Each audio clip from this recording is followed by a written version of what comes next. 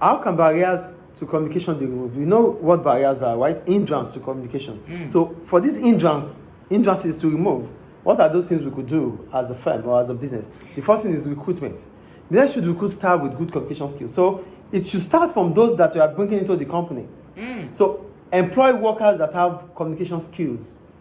Because if they have communication skills, then it becomes easier. They'll be able to pass information. They will be able to pass information that are adequate. Yeah. Get the point, eh? 2, training. So if your workers lack communication skills, train them so that they can get better, they can improve. Yeah.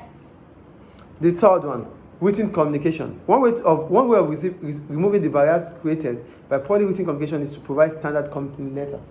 So, what does that imply? You know, when people type or write, they make mistakes. I have a standard way. Make it a default.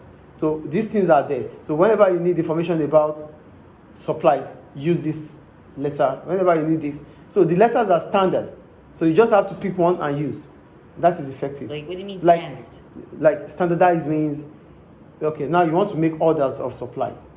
So you don't have to rack your brain before you write. You might make mistakes. I will use template. The templates, thank you. So there's standard templates we use. Clear?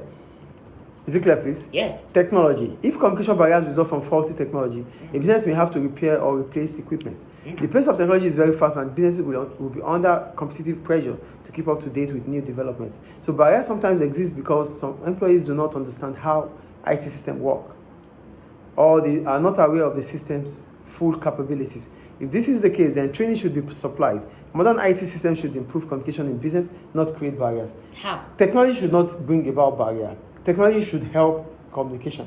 So the problem about technology is that some people are not aware. They are not aware of how the machine should work, how the equipment, the capability of the equipment. They are not aware. So as a business, what you have to do is to train your employees on how to use technology. So, because technology should not bring a problem, rather a solution. So for the communication, I have to train my employees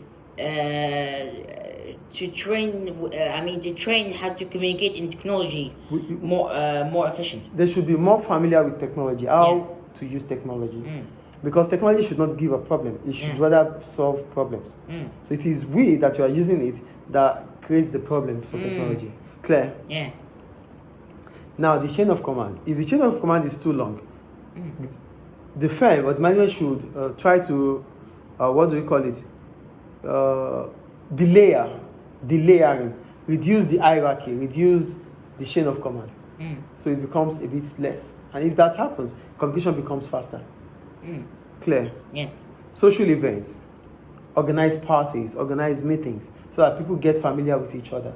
Then that could bring about improved communication. Clear? Yes. And the last one is culture change. If your organization is that organization that doesn't like communication, start changing your culture.